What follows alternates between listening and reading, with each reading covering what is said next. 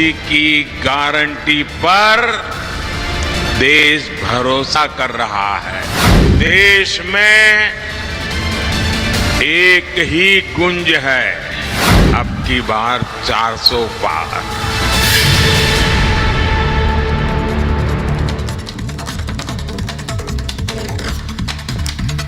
नमस्कार, आपके साथ मैं हूं सुजाता कुकरेती। आप देख रहे हैं महाभारत और महाभारत में आज बात कर रहे हैं 3 AM मीटिंग 370 की प्लानिंग। और ये इसलिए कह रहे हैं क्योंकि रात 3 बजे तक नरेंद्र मोदी ने एक बड़ी बैठक की, एक बड़ा मंथन किया है और 370 के लिए ये मंथन किया है। इसीलिए आज इस पर महाभारत कर रही हूं, क्योंकि ये जो तस्वीरें आप देख रहे हैं, रात 3 बजे तक एक बैठक हुई है बीजेपी के मुख्यालय में। उसमें जो लोग पहुंचे थे और उसके बाद 3 बजे के बाद प्रधानमंत्री वहां से निकले।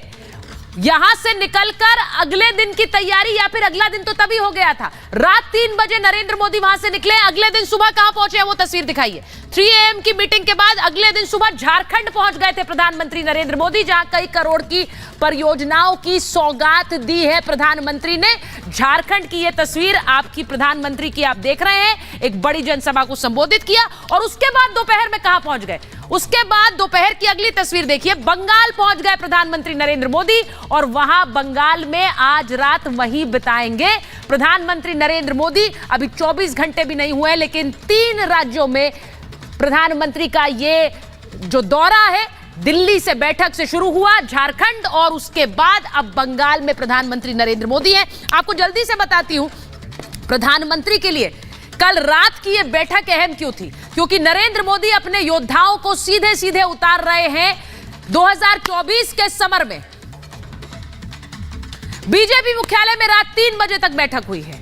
यह बैठक जो आप देख रहे हैं बीजेपी के मुख्यालय में हुई, जिसमें बीजेपी शासित राज्यों के मुख्यमंत्री, डेप्यूटी चीफ मिनिस्टर्स, केंद्रीय मंत्री पहुंचे थे। पीएम नरेंद्र मोदी की अध्यक्षता में यह बैठक थी और 6 घंटे तक पीएम मोदी ने नामों पर मंथन किया है। पहले 2 घंटे नरेंद्र मोदी ने अमित शाह और नड्डा के साथ बैठक की, बीजेपी के राष्ट्रीय अध्यक्ष के साथ। उसके बाद बीजेपी मुख्यालय में हर राज्य पर चर्चा की है। हर राज्य के जो नाम है, अलग अलग नामों पर चर्चा की है। 3 सबसे लोकप्रिय नेताओं के नाम इस बैठक में लाए गए थे। अंतिम नाम पर मोहर लग चुकी है। जी हां, मोहर लग चुकी है। दावेदार के चुनाव जीतने की क्षमता को परखा गया, उसके बाद मोहर लगी जनता में पकड़ और जो जमीनी सक्रियता है कि लोगों के साथ संवाद कितना है, लोगों के साथ किस तरह का रिश्ता बनाए हुए हैं। 2 साल के काम की जो फीडबैक रिपोर्ट है वो पहले ही ली गई थी और संगठन कार्यकर्ताओं से पहले ही चर्चा की जा चुकी है उन नामों पर। जनता से सीधा संवाद वाले नेता को ही तरजीह दी गई है, जो अपनी कॉन्स्टिट्यूएंसी में, अपने क्षेत्र में रहा है और लोगों से जुड़ा रहा है। अब आपको यह भी बताती हूं कि किस तरह से प्रधानमंत्री नरेंद्र मोदी ने इस मंथन के बाद जो नाम सामने आ रहे हैं, ये जो 3 चेहरे आप इस वक्त देख रहे हैं, इनके बारे में कोई चर्चा नहीं है, क्योंकि तय है प्रधानमंत्री नरेंद्र मोदी वाराणसी से लड़ेंगे, गृह मंत्री अमित शाह वो भी लड़ेंगे गांधीनगर से अपनी सीट से, और राजनाथ सिंह लखनऊ से लड़ेंगे। तो इनके नामों पर कोई चर्चा नहीं है, सब जानते हैं। लेकिन इनके साथ बीजेपी के दूसरे योद्धा कौन है? कहा यह जा रहा है ज्योतिरादित्य सिंधिया, जो कि कांग्रेस छोड़कर बीजेपी में शामिल हुए थे 2019 के चुनावों के बाद। वो इस बार ग्वालियर या गुना से चुनाव लड़ सकते हैं, उनको इस सीट से चुनाव लड़ाया जा सकता है। अगला दिखाइए। ज्योतिरादित्य सिंधिया के बाद सबसे बड़ा नाम जिन पर चर्चाएं चल रही, शिवराज सिंह चौहान का, वो भोपाल या विदिशा से चुनाव लड़ सकते हैं। अभी उनके नाम पर सबसे ज्यादा चर्चाएं हैं, क्योंकि उन्हें राज्य से हटाकर अब सांसदीय चुनाव लड़ाया जाए और उसके बाद क्या उन्हें केंद्र में लाया जाए। संबित पात्रा जो कि पुरी से, उड़ीसा से चुनाव लड़ेंगे। ये जो खबरें मैं आपको दिखा रही हूं, चेहरे, संभावित चेहरे। मनोज तिवारी को दिल्ली में वापस टिकट दिया जाएगा, नॉर्थ ईस्ट दिल्ली से वो फिर से चुनाव लड़ेंगे। ये संभावित चेहरे हैं जो इस लिस्ट में सामने आएंगे। अब सिंगर पवन सिंह का नाम क्यों जरूरी है? बंगाल में इन्हें उतारा जा सकता है शत्रुघ्न सिन्हा के खिलाफ। आसनसोल से, बंगाल से इन्हें चुनाव लड़ाया जा सकता है। और सुषमा स्वराज की बेटी, स्वर्गीय सुषमा स्वराज की बेटी बांसुरी स्वराज, जिनकी तस्वीर आप देख रहे हैं, प्रवक्ता भी हैं और एक वकील हैं, वो नई दिल्ली से उन्हें चुनाव लड़ाया जा सकता है। ये सारे वो चेहरे हैं। और भूलिएगा मत, जो पिछली बार जायंट किलर के रूप में उभरी थी राहुल गांधी को अमेठी से हराकर स्मृति ईरानी, वो अमेठी से चुनाव लड़ेंगी, मुझे नहीं लगता इसमें कोई भी दो राय है। लेकिन अमेठी का जो लड़ाई है वो कितनी इंपॉर्टेंट होगी उसके बारे में आगे आपको बताऊंगी। पहले ये रिपोर्ट देख लीजिए, उसके बाद जो हाई प्रोफाइल सीट्स हैं उन पे कॉन्टेस्ट कैसा होने वाला है उस पर बात करेंगे। ये रिपोर्ट है।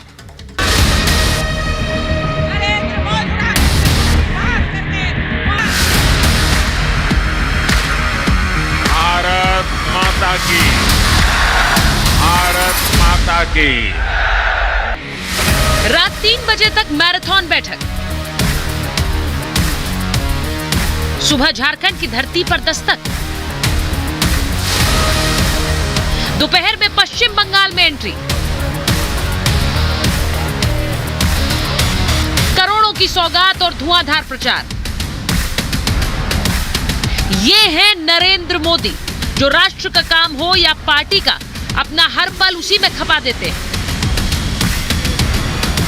आप जो मुझे इतना प्यार देते हैं, इतना आशीर्वाद देते हैं, क्या मैं आपके लिए जिंदगी खपाऊंगा कि नहीं खपाऊंगा?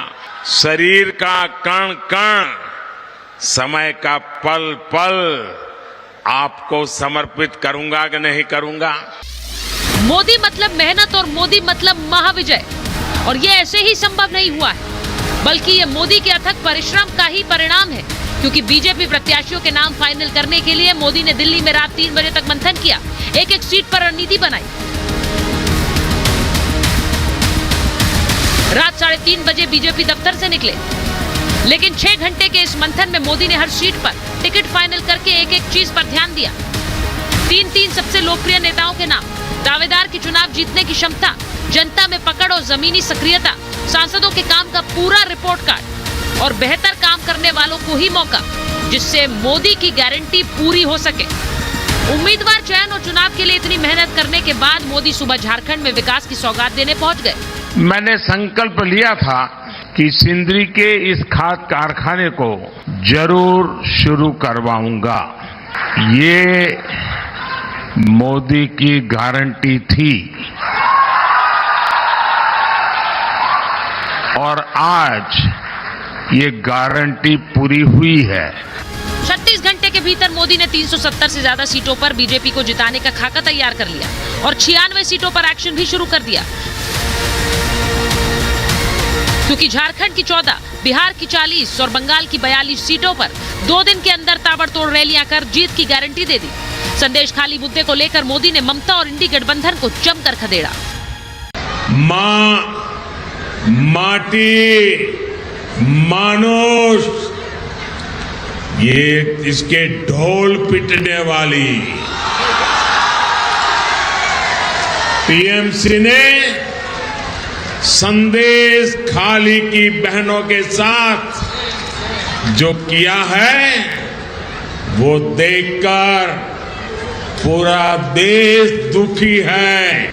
इंडी गठबंधन के लिए भ्रष्टाचारियों, परिवारवादियों और तुष्टीकरण वालों का साथ देना ही एक ही काम बचा है, यही सबसे बड़ा काम है। मोदी ने मैराथन अंदाज में करप्शन से लेकर देश लूटने वालों को जमकर खरी खोटी सुनाई। जनता को गारंटी दी कि सबको लौटाना होगा, इसीलिए 24 में फिर मोदी को आना होगा। सीट शेयरिंग से लेकर टिकट फाइनल करने और मुद्दों से लेकर गारंटी तक सब कुछ 400 पार के लिए मोदी ने कर रखा है पूरा प्लान तैयार। क्या इसी से मचा है इंडी में हाहाकार? इसी पर आज की महाभारत।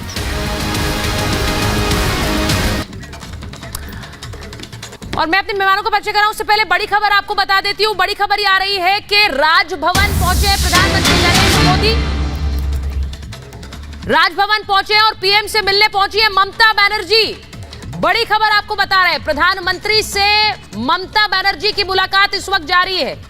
प्रधानमंत्री नरेंद्र मोदी से सीएम ममता बनर्जी मिल रही हैं। ये तस्वीरें आप देख लीजिए। आज पश्चिम बंगाल के दौरे पर है, पश्चिम बंगाल में ही रहेंगे आज रात और कल भी बंगाल के दौरे के बाद जाएंगे और प्रधानमंत्री से मिलने ममता बनर्जी पहुंची हैं। ये तस्वीरें आपको राजभवन की दिखा रहे हैं। कोलकाता राजभवन से ये तस्वीरें आ रही है जहां पर प्रधानमंत्री का काफिला और ये पश्चिम बंगाल की मुख्यमंत्री ममता बनर्जी पहुंची है प्रधानमंत्री से मिलने। इस बैठक के बाद क्या निकलेगा उसको वो भी देखना होगा, क्योंकि आज एक बड़ा हमला ममता बनर्जी की सरकार और पूरे इंडी गठबंधन पर प्रधानमंत्री ने किया है। मैं एक बार जरा बता देती हूं कि जो गणित है, जिन सीटों की हम बात कर रहे थे, उन सीटों से शुरुआत करना चाहती हूं। सबसे पहले अगर मैं जरा एक बार अमेठी की बात कर लेती हूं, क्योंकि अमेठी की जो सीट है, जहां से कहा यह जा रहा है कि स्मृति ईरानी का लड़ना बिल्कुल तय है, क्योंकि पिछली बार किसी ने नहीं सोचा था और युवराज को हराकर, यानी राहुल गांधी को हराकर वो सीट पर जीती थी। मैं अमेठी पर आऊंगी, लेकिन पहले बता देती हूँ बीजेपी के प्रवक्ता सिद्धार्थ यादव जी हमारे साथ जुड़ रहे हैं। हमारे साथ राजनीतिक विश्लेषक ममता काले जी जुड़ रही हैं। अनुराग भदौरिया जी समाजवादी पार्टी के प्रवक्ता थोड़ी देर में हमारे साथ जुड़ रहे हैं। वरुण पुरोहित जी कांग्रेस के नेता हैं और बादल देवनाथ जी राजनीतिक विश्लेषक हैं, टीएमसी का पक्ष रखते हैं। बहुत बहुत स्वागत आप सभी का।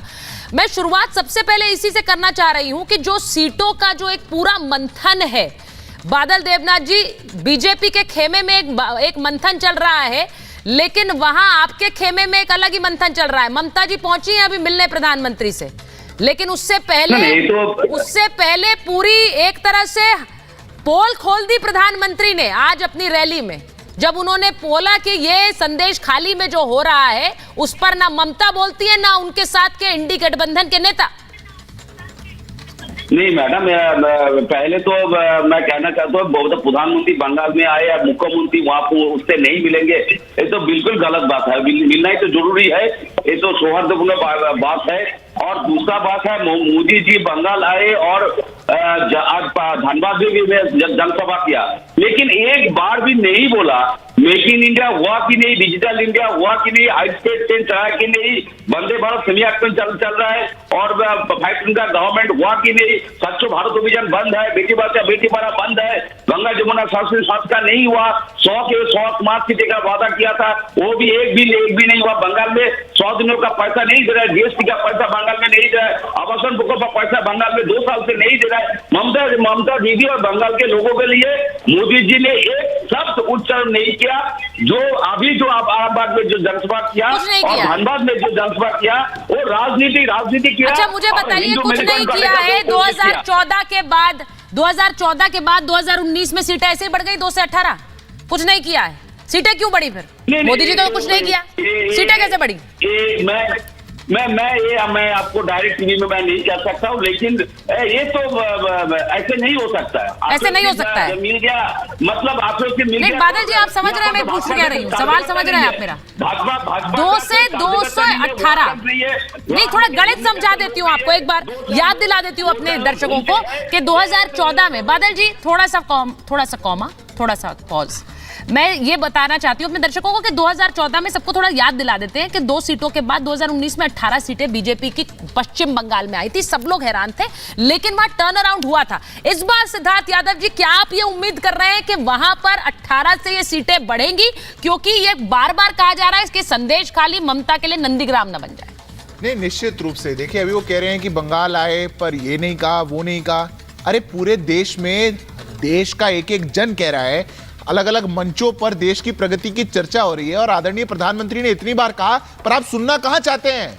आपका तो फोकस संदेश खाली में है, आपका तो फोकस शेख शाहजहां को बचाने में है, आपका फोकस एक पूरा जो कोकस आपकी पार्टी के गुंडों का चल रहा है उनको रोकने में है। अगर फोकस वो नहीं होता तो आपको दिख जाता कि देश में कितने हाईवेज बन गए, कितने नए एजुकेशनल इंस्टीट्यूट्स बन गए, देश में कहां से कहां प्रगति पहुंच गई है, कितने नए शहरों में मेट्रोज आ गई, 5 शहरों में थी 20 में आ गई। ये पूरी प्रगति की राह अगर आप जानना चाहते होते तो बहुत कुछ हो जाता। और इसलिए अगर आपको आज की मैं बता देता हूं, हाईवे आप जब सरकार थी 2014 में तो 25,700 किलोमीटर था, आज 54,000 किलोमीटर हो गया। 74 एयरपोर्ट थे, 149 हो गए हैं। 5 शहरों में मेट्रो थी, 20 में आ गई है। मैं 10 सेकंड और लूंगा बस।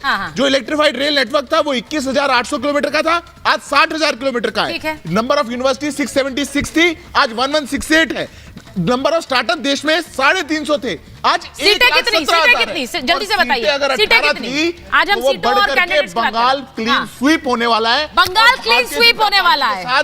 एक भाई बंगाल क्लीन स्वीप होने वाला है। सिद्धार्थ यादव जी कह रहे हैं Bengal will be a clean sweep, यानी कि 42 सीटें क्या बीजेपी के खाते में आ रही है। मैं एक बार जरा जल्दी से बता दूं, अनुराग भदौरिया जी स्टूडियो में आ गए हमारे साथ। अनुराग जी, हम इससे पहले डिस्कशन कर रहे थे कि बीजेपी की पहली लिस्ट सामने आने वाली है, उसमें कई ऐसी सीटें हैं जो ऑलमोस्ट तय हैं, जिनमें एक अमेठी है कि स्मृति ईरानी अमेठी से चुनाव लड़े।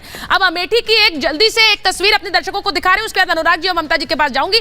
अमेठी की तस्वीर देखिए, स्मृति ईरानी को फिर से यहां से लड़ना उनका तय है, ये सीट उनके पास जाएगी। स्मृति लगातार सक्रिय रही है अमेठी में, तो अब उन्होंने घर भी बना लिया है, उसकी भी तस्वीरें आई थी। 2019 में 55,000 वोटों से राहुल को उन्होंने हराया था। राहुल गांधी की वापसी पर इस बार संकट छाया हुआ है। क्यों कह रही हूं? अमेठी वायनाड सुरक्षित अब उनके लिए नहीं कह सकते, वायनाड लेफ्ट ने दे दी, और यहां अमेठी में क्या वो वापस आएंगे? अगर वापस नहीं आते तो अमेठी से हमेशा के लिए जो एक रिश्ता रहा है गांधी परिवार का, वो खत्म हो जाएगा। कांग्रेस का पत्ता यहां से कट जाएगा, लेकिन अमेठी कांग्रेस सपा गठबंधन के लिए जरूरी भी है। अब रायबरेली की एक बार बात करते हैं। रायबरेली की एक तस्वीर आपको दिखा देती हूं, अमेठी की बात की, रायबरेली की जरा तस्वीर दिखाइए, क्योंकि सोनिया गांधी रायबरेली से चुनाव नहीं लड़ रही हैं। सोनिया गांधी के न लड़ने की स्थिति में कहा जा रहा है प्रियंका वाड्रा यहां से चुनाव लड़ सकती हैं। अगर प्रियंका वाड्रा लड़ती हैं तो उस ऐसे में स्थिति क्या होगी? यहां गांधी परिवार के लिए दस्तक आसान नहीं होगी। क्यों कह रहे हैं? संजय सेठ की जीत ने पूरा समीकरण बिगाड़ दिया। राज्यसभा के चुनाव की हम बात कर रहे हैं, सपा के खेमे में सेंध लगने से मुश्किलें भी यहां पर बढ़ी हैं। क्यों बढ़ी हैं? क्योंकि मनोज पांडे के साथ आने से, जो ऊंचाहार से विधायक है रायबरेली के, वहां उनके साथ आने से ऐसा लग रहा है कि जो ब्राह्मण वोट बैंक है उसकी गोलबंदी होगी। अब इसी पर मैं अनुराग भदौरिया जी आपके पास आ रही हूं। ये 2 सीटें हैं, बहुत इंपॉर्टेंट है, सपा कांग्रेस गठबंधन के लिए बहुत इंपॉर्टेंट है। रायबरेली से कौन होगा हमें नहीं पता बीजेपी की तरफ से, लेकिन कांग्रेस से कौन होगा ये आपको पता है। लेकिन एक चीज आप अच्छी तरह मान लीजिए, जो भी विधायक जब चुनाव लड़ने जाते हैं, चाहे किसी भी दल से हों, अगर समाजवादी पार्टी के हैं तो समाजवादी के सिंबल से लड़ रहे होते हैं, तो समाजवादी जो वोट होता है, जो समाजवादी विचारधारा होती है, उसके हिसाब से उस विधायक को वोट मिलते हैं या सांसद को वोट मिलते हैं। जीतने के बाद अगर उसके मन में लालच आ जाता है और अंतरात्मा उससे बदल जाती है सत्ता के मोह माया में आके, या भारतीय जनता पार्टी के पास एक तंत्र मंत्र है कि वो सत्ता की मलाई के लिए लोगों का अंतरात्मा बदल देते हैं, तो वो अंतरात्मा नेता की तो बदल सकती है, जनता की थोड़ी बदलेगी।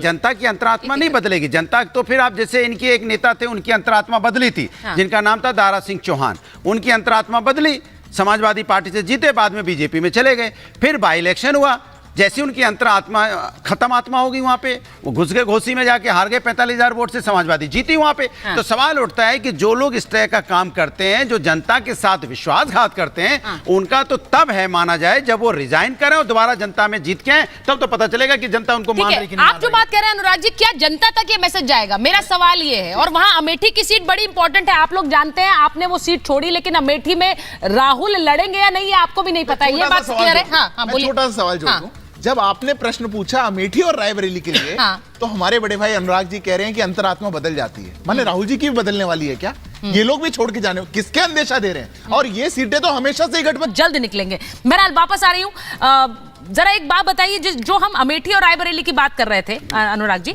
सीधी बात यह है कि वहां से क्या आप लोगों को भी पता है कि कांग्रेस किसे फील्ड करने जा रही? क्योंकि लेफ्ट ने तो राहुल गांधी को टाटा बाय बाय कर दिया वहां वायनाड में, अमेठी की सीट बची है, लेकिन वो रिस्क लेंगे वहां से फिर से उतरने का? मुझे अभी तक एक बात समझ में नहीं आई कि भारतीय जनता पार्टी हमेशा कह रही है 400 पार, कभी 370, कभी कितना पार। अरे भैया अपनी सीट तो डिक्लेयर करो।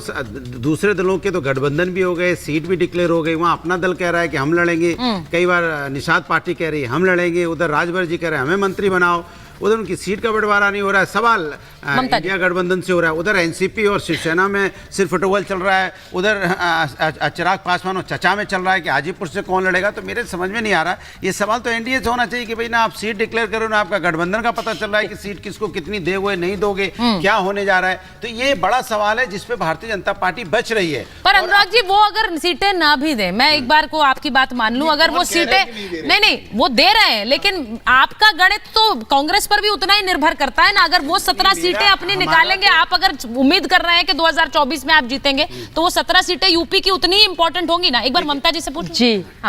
धन्यवाद सुचरिता जी। देखिए ऐसा है, अनुराग भाई ने बड़ी बड़ी बातें करी और ऊंची ऊंची जिसे कहते हैं ना, एकदम उन्होंने फेंक दी कि अभी ये हो गया बीजेपी में, वो हो गया, सो हो गया। अभी कुछ दिन पहले की बात है, 2 युवाओं की जोड़ी में सर्फ डबल चल रहा था, 2 युवाओं की जोड़ी सड़क में आई हुई थी। एक युवा ने बोला कि हम तो भाई 25 सीट लेंगे, दूसरे युवा ने बोला कि 17 सीट दूंगा, लेनी है तो लो, नहीं तो घर का रास्ता नापो। और दूसरे युवा ने यानी अखिलेश यादव ने तो यहां तक बोल दिया कि बाबू 17 सीट पर मान जाओ, वरना तुम्हारी भारत जोड़ो न्याय यात्रा में मैं अपनी शक्ल भी नहीं दिखाऊंगा। लेकिन जैसे ही 17 में माने, क्योंकि मरता क्या नहीं करता, कांग्रेस की तो हालत ही खराब है, दनादन सेल्फी खिंचवाई जा रही है। और ये बात कर रहे हैं सर फुटबॉल और सीट शेयरिंग की। पहली बात। दूसरी बात, अनुराग जी ने अभी अंतरात्मा की बात करी है। अरे भैया ताली बजनी चाहिए। अंतरात्मा की बात अनुराग भदौरिया जी आप कर रहे हैं। जब चाचा जी के साथ दुर्व्यवहार हो रहा था, सगे चाचा खून के साथ, तब किसकी अंतरात्मा मर गई थी? तब कौन सी अंतरात्मा खत्म हो गई थी? और आप लोगों की अंतरात्मा के बारे में यदि बात करने लग जाएंगे तो पूरी की पूरी डिबेट उसी में निकल जाएगी। तीसरी बात, अब मैं बात करती हूँ थोड़ी सी अमेठी की आपने बात करी और राहुल गांधी की बात करी। 30 सेकंड्स। देखिए वायनाड में राहुल गांधी को लेफ्ट ने बोला लेफ्ट हो जाओ तुम, तो निकल लो यहां से, हम लड़ेंगे। और जहां तक अमेठी का सवाल है, अमेठी इनको कभी स्वीकार नहीं करेगी। स्मृति ईरानी जी ने वहां पर अपना गढ़ बनाया है, जनता के बीच में हो रही है, उन्होंने काम किया है, अपना घर वहां पर बनाया है। यानी उन्होंने बता दिया है देश को और अमेठी की जनता को कि भाई मैं यहां पर काम करने और सेवा करने के लिए आई हूं। ये राहुल गांधी ने क्यों नहीं किया? इतने साल से राहुल गांधी भी तो कर सकते थे ना। राहुल गांधी तो वहां जाकर के बस मतलब पता नहीं क्या करके आ जाते, घूम फिर के आ जाते थे, इसीलिए हारे हैं। और वायनाड से भी लेफ्ट ने उनको लेफ्ट इसीलिए कर दिया है क्योंकि उन्होंने वहां पर कुछ किया नहीं, बस उनकी एक सीट खाली है। और यही अनुराग जी की पार्टी ने भी किया है। ठीक है अनुराग, जल्दी जवाब दीजिए, फिर वरुण जी की बात। कमाल की बात है, हमने तो नहीं पूछा नीतीश जी को आपने क्या क्या शब्दों का भारतीय जनता पार्टी इस्तेमाल किया था, उसके बाद नीतीश जी को आपने वापस भी ले लिया। मधु कोड़ा जी के बारे में क्या क्या कह रहे थे, फिर उनकी पत्नी को भी आपने ले लिया। इस तरह से आप क्या क्या बोलते थे अशोक चौहान जी के बारे में कि भैया इन्होंने किसके किसके मकान में, यहाँ पे कहते शहीदों की जो हमारी फैमिली थी उनके मकान आपने हड़प लिए। आज फिर उन्होंने आपको आदर्श घोटाले में आदर्श राज्यसभा एमपी बना दिया। तो अंतरात्मा आपकी कमाल की जग गई। अंतरात्मा चाचा जी वाली अंतरात्मा। अनुराग भाई 17 सीट आप बताओ, आप लोगों ने गठबंधन की क्या हालत करके रख दी? आपने तो महागठबंधन बना दिया। आपने बोला माई वे और हाईवे, ये बोल दिया आपने राहुल गांधी को, माई वे और हाईवे। चलो निकलो, 17 सीट चाहिए। बेचारे उनके तो दिल के अरमान आंसुओं में बह गए, इनके तो दिल के अरमान आंसुओं में बह गए। आपसे गठबंधन नहीं संभल रहा, आप लोग देश संभालने की बात कर रहे हैं। मैं जरा वरुण जी के पास चले जाऊं। वरुण जी बेचारे, वरुण जी इंतजार कर रहे हैं और माफी के साथ जाऊंगी उनके पास क्योंकि खबर भी। अच्छा एक मिनट, आप लोगों से मैंने बात कर ली थी, फिर खबर आ गई बीच में, वरुण जी के पास मैं जा नहीं पाई हूँ। वरुण जी क्षमा के साथ आ रही हूँ। मैं आपसे पूछ रही हूँ कांग्रेस के लिए इंपॉर्टेंट क्या है? वहां पर पश्चिम बंगाल में संदेश खाली की जो मुद्दा उठाया बीजेपी ने उठाया, बीजेपी ने उस मुद्दे को एक तरह से अपना बना लिया, वहां पर सड़क पर उतरी थी। वहां पश्चिम बंगाल में आपको ममता बनर्जी ने भी कोई अलायंस आपके साथ नहीं किया, पश्चिम बंगाल हट गया। यूपी में आप 17 सीटों पर हैं, कैसे बनेगी 24 में सरकार सर?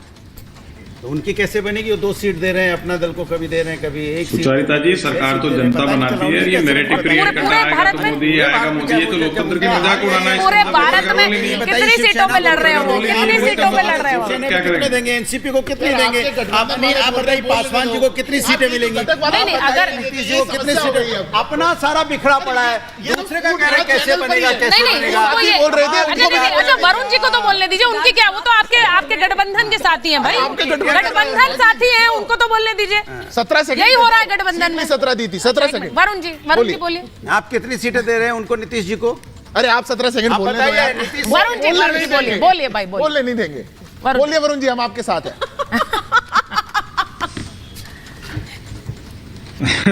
वरुण जी अकेले से देखो, जब डिबेट करो सब लोग अपना थोड़ा संस्कार का परिचय दिया करो, बीच बीच में से चिल्ल पौकड़ने मछली मार्केट बनाते हो, जनता में इंप्रेशन गलत जाता है, बाद में देखते हैं लोग डिबेट देखना छोड़ चुके हैं, कई जगह आप पूछोगे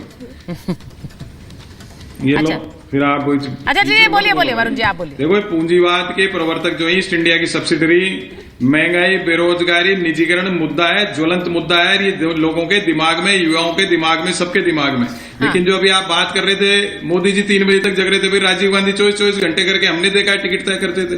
तो ये बात करो, जो कैंडिडेट्स आएंगे उस पर डिपेंड करेगा कि विपक्ष का कैंडिडेट मजबूत है या भारतीय जनता पार्टी का। भारतीय जनता पार्टी तो इंपोर्टेड काम करेगी। आप कह रहे हो पॉप सिंगर ला रहा है, कौन सा सिंगर ला रहा है भाई? आप अभी तो कह रहे हो कार्यकर्ता, फिर कह रहे हो एक सिंगर को ला रहे हैं, उसको ला रहे हैं अक्षय कुमार को दिल्ली से, ऐसी हवाएं उड़ रही है। तो इनके पास खुद के कैंडिडेट है ही नहीं, या तो कांग्रेस से या दूसरी पार्टियों से इंपोर्ट करेंगे या कोई फिल्मी लोग लेके आएंगे। तो ये राजनीतिक व्यवस्था के लिए बहुत बड़ा प्रश्न चिन्ह है कि जो जनता के बीच में नहीं रहा उसको अगर आप प्रतिनिधि बनाते तो 5 साल नहीं वरुण जी एक चीज देखिए, एक सवाल ये है, एक सवाल, हाँ ठीक है, पार्टी हो, मैं जब 10 तक सड़क पे काम करे, जनता के बीच में ना रहने की बात कौन सड़क कर पे रहा काम है? वरुण करके जी, आए, जैसे शत्रुघ्न राहुल गांधी, सिन्हा है, अरे सुनील आप दत्त पार्टी जी के थे। बीच में नहीं रह पा रहे, जनता को छोड़िए। सिंह बोलने पार्टी में दो जब यार, फूट बोल मच रही थी चुके तो हैं, लंदन आपको बैठे ये हुए तो आपके नेता, आप आप जनता की बात अच्छा ठीक है 10 सेकंड्स का इंटरजेक्शन था उनका, एक मिनट। लोकतंत्र के संस्कार नहीं है। वरुण जी उनका सवाल ये है, नहीं, आप इनसे आपने बोलो, राजीव गांधी का जिक्र किया, नहीं वरुण जी चुनाव आप के बाद बोलिए, अरे बोलेंगे। नाराज नहीं होते वरुण जी। आपने राजीव गांधी का जिक्र किया, लेकिन अभी आज के समय में तो मौजूदा लीडरशिप की बात होगी ना, वो कितनी सक्रिय है, सवाल उनसे होगा। तो उसी की बात करी मैंने, जो टिकट की जो बात होगी, टिकट विपक्ष का कांग्रेस के खास तौर से कैंडिडेट की लिस्ट आएगी, उसके बाद ही तय कर पाएंगे कौन जीतेगा कौन नहीं जीतेगा। तीसरी बात, आप रायबरेली अमेठी की बातें करो, प्रियंका गांधी लड़ेगी ना तो ये सारे मिलकर भी नहीं हरा सकते। आज मैं बता रहा हूँ आपको। अच्छा ये इंपॉर्टेंट है, प्रियंका गांधी लड़ेंगी तो क्या रायबरेली प्रियंका जीत लेंगी? ये मैं जल्दी से इस पर एक जल्दी से डिस्कशन दे दो, समय नहीं मेरे पास। मैं ना रायबरेली वो कह रहे प्रियंका अगर उतर गई तो सबको हरा देगी। वरुण भाई पहले मैं आप जो हीरो की बात कर रहे हो, आपको मैं आपका इतिहास याद दिला दूं। आपने स्वर्गीय राजीव जी की भी बात करी, तो भैया अमिताभ बच्चन जी को किसने चुनाव लड़ाया था भाई? किसने लड़वाया था? पहली बात। दूसरी बात सुनिए, रायबरेली में अगर प्रियंका वाड्रा जाएंगी तो सुपड़ा साफ होगा, क्योंकि यदि रायबरेली जीतने का आपको भरोसा होता तो सोनिया जी राज्यसभा नहीं जाती।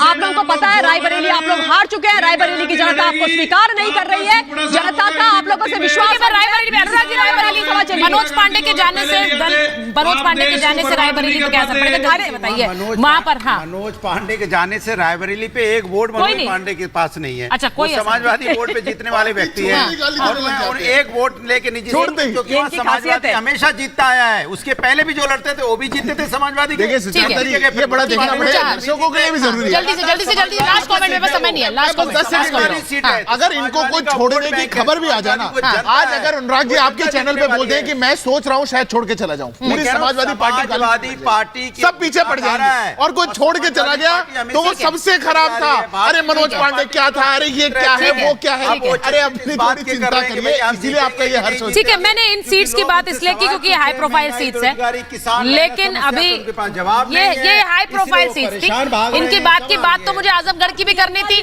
बात मुझे 2 ही सीट ठीक है जितवा पाई थी, बात तो मुझे मैनपुरी की भी करनी थी और आजमगढ़ की भी करनी थी, लेकिन समय नहीं है मेरे पास। इंपॉर्टेंट ये है कि लिस्ट थोड़े समय में आ सकती है, बाहर आ जाएगी, कल आएगी, लेकिन इंतजार करना होगा। लेकिन उसके बाद जो कॉन्टेस्ट है वो किस तरह से और ज्यादा हाई प्रोफाइल हो जाएगा, क्योंकि दूसरी तरफ से भी लिस्ट आएगी, तो देखना यह है कि 2024 के चुनाव से पहले कौन कौन से धुरंधर आमने सामने होंगे। बहुत बहुत धन्यवाद आपका महाभारत में जुड़ने के लिए।